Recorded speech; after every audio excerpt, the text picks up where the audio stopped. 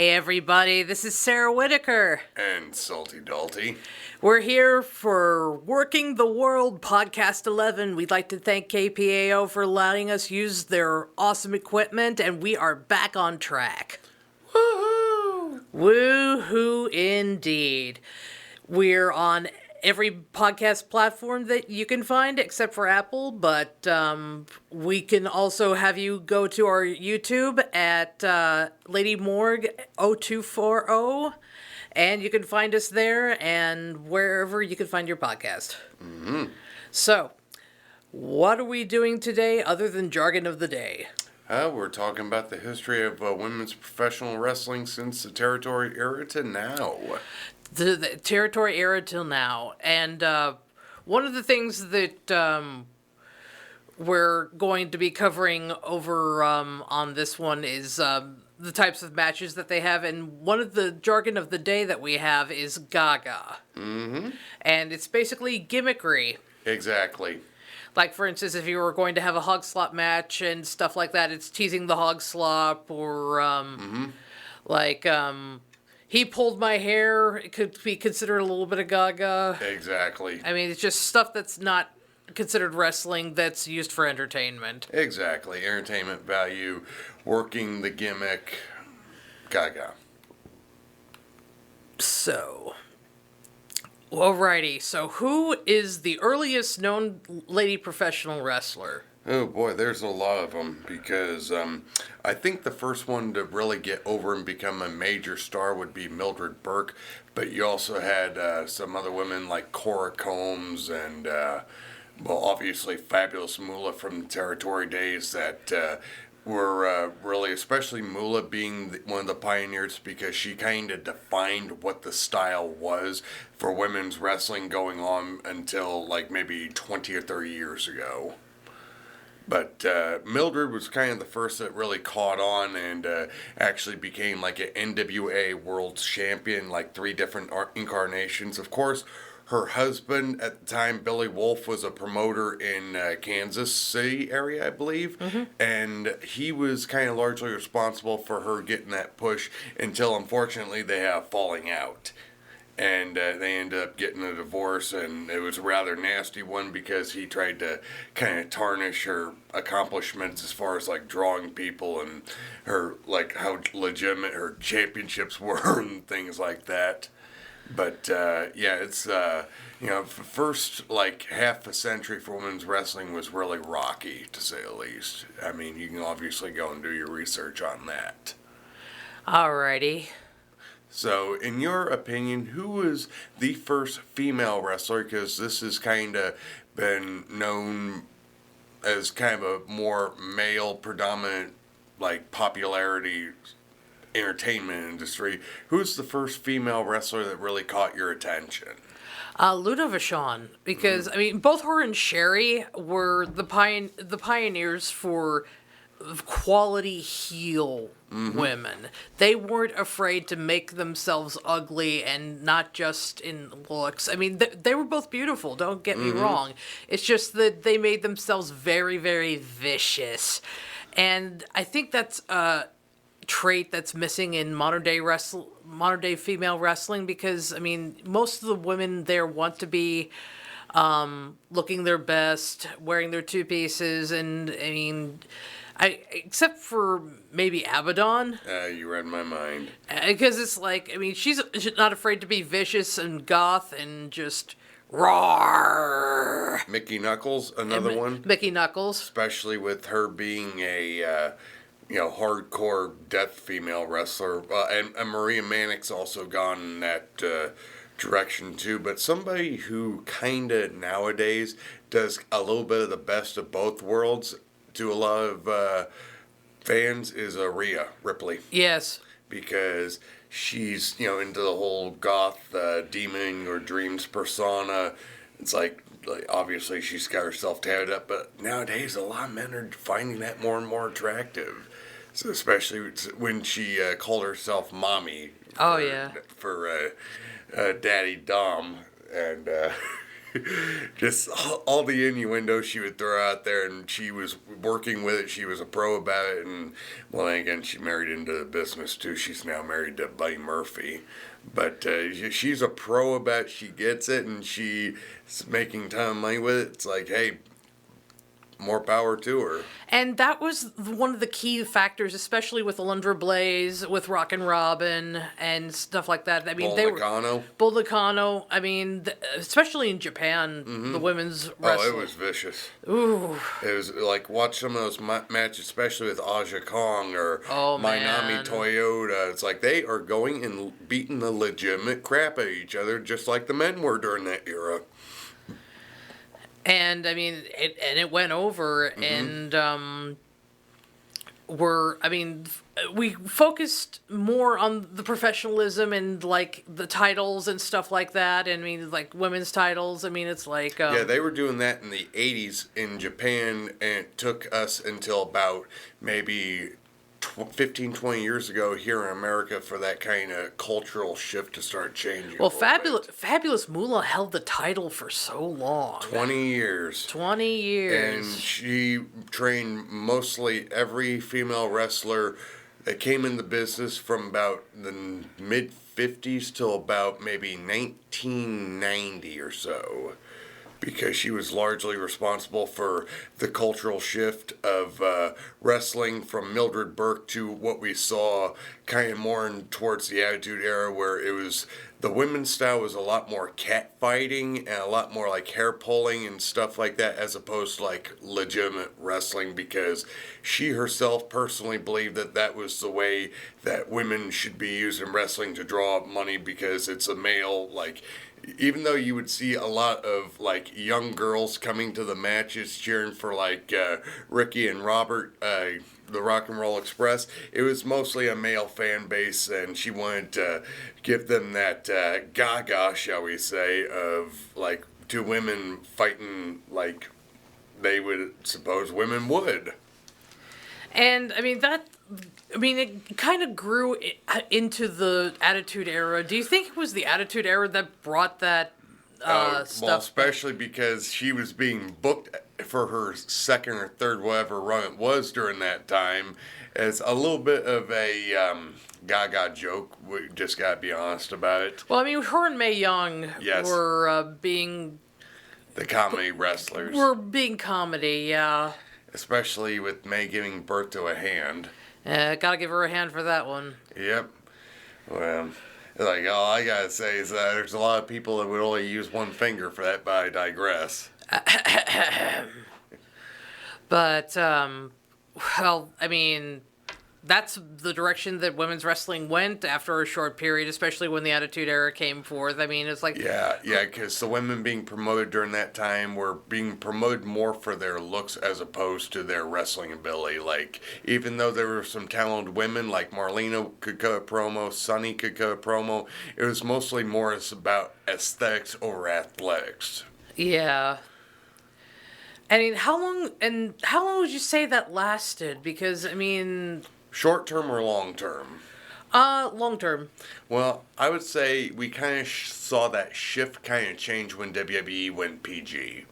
But they started changing it up a lot when Fit Finlay became the producer for women's wrestling for WWE.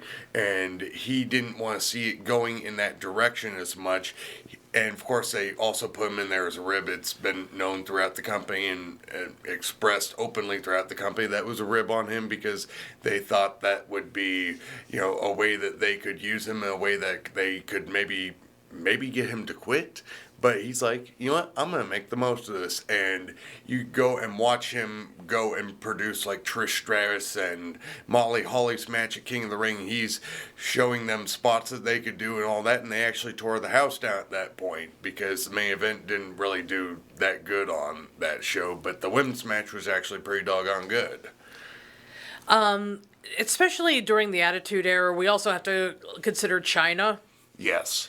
And, I mean, even though that the women in that was going in that general direction, I mean, she was making waves for women in wrestling. I mean, being the big, strong one. I mean...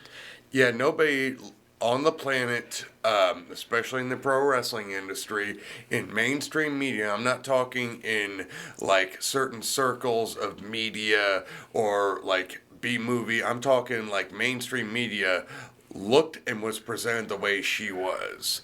And she was, an old pro. She was broken by Killer Kowalski, and Mick Foley actually saw her about a year or two before she actually made it up to New York, and he thought that she actually cut a heck of a promo too. It's just that they did not want her talking as China because of the whole bodyguard thing, staying strong and silent.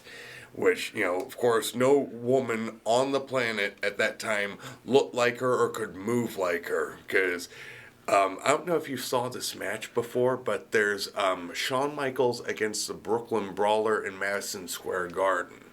Well, the finish of that match is that Triple H has the referee distracted after Brawler makes a comeback on Shawn Michaels, and Chyna jumps in the ring and gives the Brooklyn Brawler a frickin' perfect Hurricane Rana, except for he lands on his head because he doesn't take it properly. And Shawn beats him with the super kick 1, 2, 3, but the people pop for that Hurricane Rana. And this was right after Montreal in '97. And it's like, she had unbelievable athletic ability, yet at the same time, a lot of guys were actually intimidated by her and her physical presence because she had a over legit 300-pound bench, and I can't even do that right now, not as bad as my shoulder is, but she was a physical presence that had not been seen in the business before ever like that. Yeah, in fact, they gave her the Intercontinental title. They sure for did. A short run, and multiple short runs. Yeah. Yeah, because she wrestled, she beat Jeff Jarrett for it after Jarrett held McMahon up for money.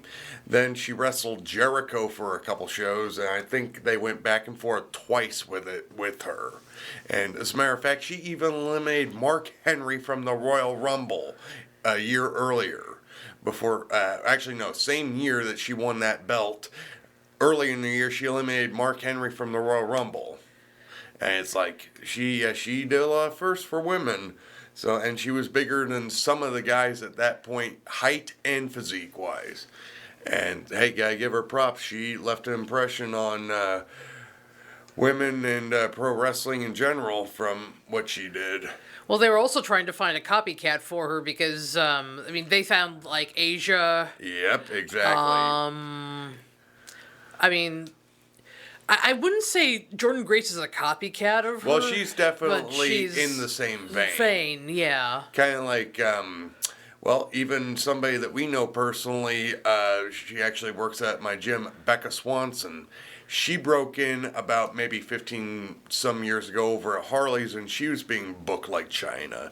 And she was legit strongest woman in the world. She had like over 2,000 total in women's powerlifting. So I know she did over a 500 bench, like a 800 squat, and like a 680 deadlift. I mean, that's impressive even to, there's a lot of dudes that can't do that in powerlifting. Especially raw, and she, to my knowledge, did everything raw. So, what about the climate change? I know you mentioned the PG era, but it's like who started to get the ball rolling as far as Fit Finley's vision for the women's division and actually returning to combat? It was a long-standing process. It's kind of like, one woman comes in, like you could say that Trish and Lita, with their matches, they kind of set that tone. Then they kind of went more in the direction of Mickie James having matches like that, even though they still had women like Candice Michelle and all that were about the eye candy. And then over time, it just, like, Michelle McCool started focusing more on wrestling instead of her looks too, even though she's still very pretty. I think Undertaker might agree with that one. Oh, yeah. Then obvious, but the one that I think kind of was that paradigm shift of, okay, these women need to be presented more as athletes might have been Beth Phoenix. Yes. Especially like at the end of her run, because she was there from I think like '07 to 2012, 2013, somewhere in there, until she married Edge and only started working part-time after he came back. But she was kind of the one that kind of got that ball rolling a little bit more, because after Beth, because she was kind of like being presented as the second coming of China. Then you had Caitlyn, who was considered the hybrid diva, and she was hugely influenced by Goldberg. And then you have other women coming in. But what really, I think, kicked it off where they went fully in that direction was NXT. And the women, like the Four Horsewomen. You had Becky, Charlotte, Mercedes, who then was Sasha Banks, and Bayley. So yeah, it was those four that that were actually going out there and main eventing shows over the men that kind of changed it in that direction. So it's like, hey, it's been a long-standing road, but then again, like women's golf became very popular around the mid-2000s when they were doing that paradigm shift because of, well, who was that one from Ukraine? Mariana Namova.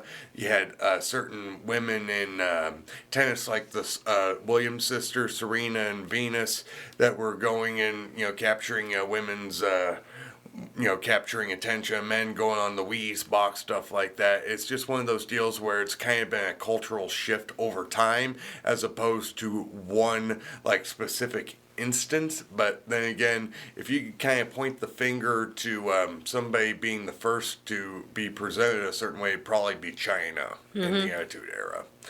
Because even though you had like Alundra and Bull Nakano in WWF, and then later in WCW and Luna, with these women that could actually legitimately work, that was kind of overshadowed by the culture of the time, which was very, like, very aesthetics over athletics. But it's just kind of how things were then, how things are now, and I'm pretty sure that you're glad that we're here. I'm definitely glad that we're here because, I feel like I was born in the wrong era because of my own attempts at entering the wrestling business. It's like, I was 6'0" and like 200 pounds, and lean. I was lean back then, and trying to get training because of all of the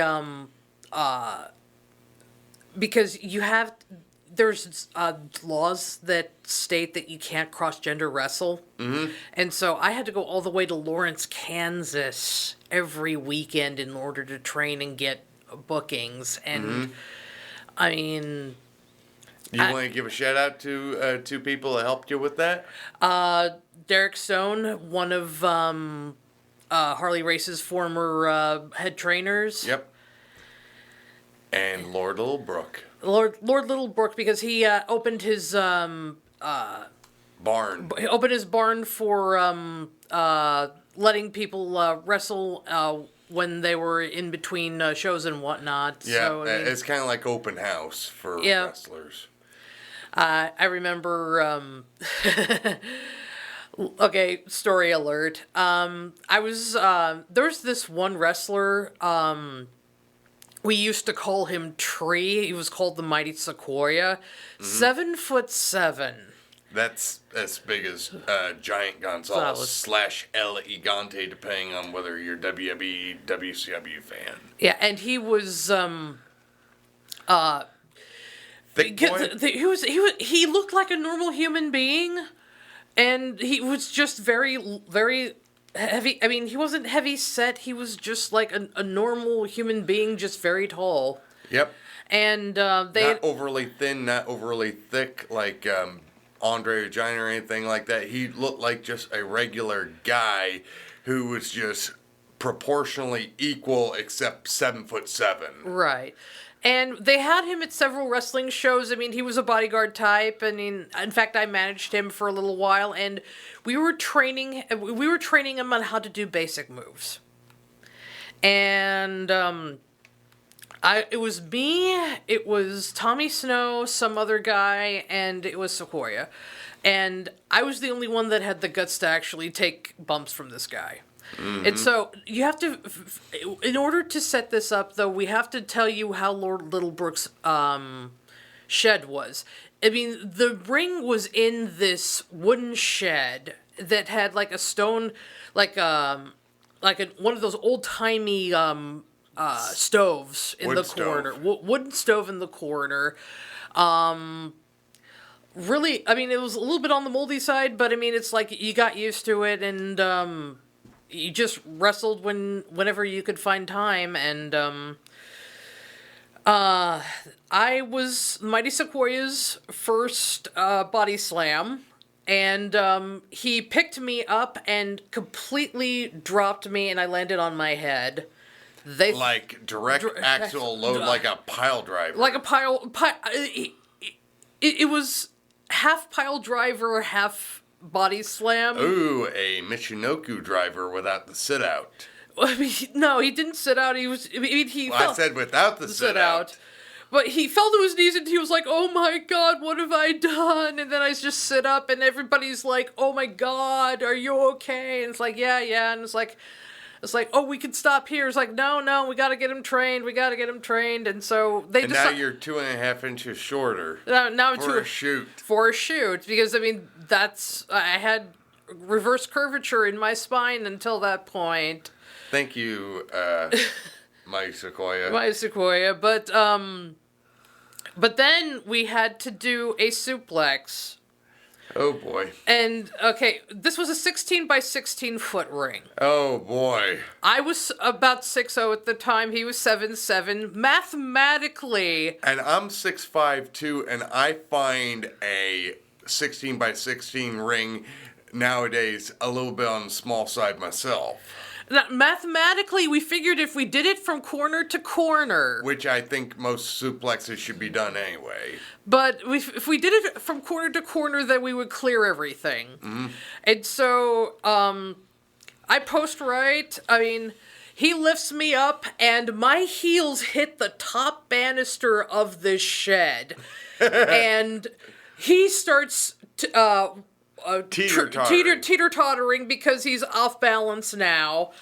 I'm being held in the air with all of this, what do they call that stuff? I mean, it's... Asbestos? It wasn't asbestos, it was the stuff that they put in... Insulation? The insulation was Lord. Falling down from the ceiling in, like, little snow piles. And I fall on the other side of the ring with my feet through the, ropes, and his chest is on my esophagus, and I cannot breathe. Oh my Lord. And it's like... Did he put you down flat at least? I was flat. Oh, boy. My feet were in the ropes, but I was flat. And it's like, yeah, you're not going to be bumping anybody with that. Yeah, it's like, I was coughing. Maybe in Japan with their 22-foot And ring. it was starting to itch with all the insulation falling from the ceiling and entering the ring, and so we had to sweep it out. But it was like, yeah, that was the end of my training with Sequoia. But just some of the things that I had to overcome during my own run, and because this was in 2002 to 2005 was when I had my first run, and it's just, there was a lot of limitations, especially because bookers didn't want to book two women. It was seen more as an attraction that was more expensive than bringing two guys that had been on TV. Right. Well, I mean, it's like they would rather get stars like Honky Tonk or Bush Reed or some of the cheaper ones from the older days. Did you meet Honky Tonk when you were there? I did not meet Honky Tonk. Okay. I actually met Wayne. Thought he was a nice enough fellow. I met him. That was over in Kansas City, as a matter of fact. Not too far from there. But Can I throw my little own anecdote here? Sure. I was in your shoes when I was breaking in too, except I wasn't female. I was everybody's bump dummy at 6'4", 6'5", only 170, 180 pounds until, I'm now, 3 bills, but I was everybody's bump dummy. I took everything from everything, but I was not allowed to give anything because I was considered too small to do it. And then next thing you know, 10, 12 years later, I'm the one actually going and giving the bumps now, which, kind of turns the tide. I became Tree after that. I just hope I'm putting people down flat more than he was. But as far as I heard from Tree, I mean, he did a stage play with Frankenstein where he was Frankenstein, and Perfect role for him. And he basically decided to go for theater rather than professional wrestling, and which actually might be better for him because you can make a lot more money and take a lot less punishment doing acting. Well, because he was being promoted in a movie about Andre, and he was actually playing Andre. So yeah, but there's also another female giant in wrestling. I don't know if you know her that actually broke into wrestling and is now a actress right now. I don't know if you know the name Lindsay K. Hayward. I do not. 6'9", 270, 280 pounds. Kind of looks like a very, like if Michelle McCool had a really wide jaw, that's what Lindsay kind of looked like. But I tell you what, you want to talk about physically impressive? We're talking about giants, and we're also talking about women. She's like the perfect wrestling women's giant because she never went off her feet hardly for anybody, but when she would, it was very impressive. Mm-hmm. So she was actually in NXT for a while. She was there for like I think maybe a year or two until she's like, I'm gonna go ahead and go into acting. But there's actually been female giants in the industry with the Billy. Now, before we wrap things up, I mean, it's like, what do you have to say about big women in professional wrestling? I mean, because we have like Nia Jax, we have Jessica Havoc. Yep, said that at the same time. Love Havoc. Havoc. I mean, it's like do you think female giants are being presented properly? Yes and no. I do like how the female giants are, working like Andre and not going off their feet very much, and when they do, it means something. The only thing that I think needs to be done more, believe it or not, and there's, people are going to disagree with me on this, is, I don't care. Have these female giants work with men as an attraction when you need a little boost. Right. And book it properly, because it's like, I'll go ahead and tell you a story before we wrap this up. Kamala. He was scared to death of his wife. There was one time, and this is how Mrs. Kamala got smartened up to the business. He won a $500 battle royal, and this was over in, I think, the Fuller territory. This would have been the late 70s before he became Kamala. He was James Sugar Bear Harris. And he came home, and his wife was so ecstatic because she watched the TV of, oh my God, we're going to have money and be able to pay our bills this month and be able to go and eat at, go and have extra groceries. But the $500 was a gimmick. He was working territory for like $50 a night. And she's like, well, give me the $500. Like, well, I don't have $500. She chases him out of the house, and she's almost as big as he is, with a frickin' rifle, and starts shooting at him while he's going out the into the woods area. And he had to come home earlier that morning, not sleeping at all, and explain that the business was a work to her. And you know what I gotta say? Hey, if a big, strong, tough guy like Kamala could be afraid of his wife and be able to run out of the house after being chased out of the house by her, I think that there are times that it would be okay for them to have an intergender match. and have it be believable. Alrighty. Well, it's time to take it home. Oh, I want 5 more minutes. We can't have 5 more minutes. They're going to be producing this show. Oh, no. Uh-oh. Will you... Oh, she turned the tables on me. Okay. Alright. Alrighty. Okay. Oh, that helped. Thank you. Well, you can find us on your favorite podcast providers, and you can find us on YouTube at LadyMorgue0240. Be sure to leave us a comment on the YouTube channels, and we'll be coming back at you next week with some more Working the World. Indeed, the world shall be worked, including Meltzer. One day at a time, my friend. One day at a time, my wife. Alrighty. Take care and stay classy. And work your punches.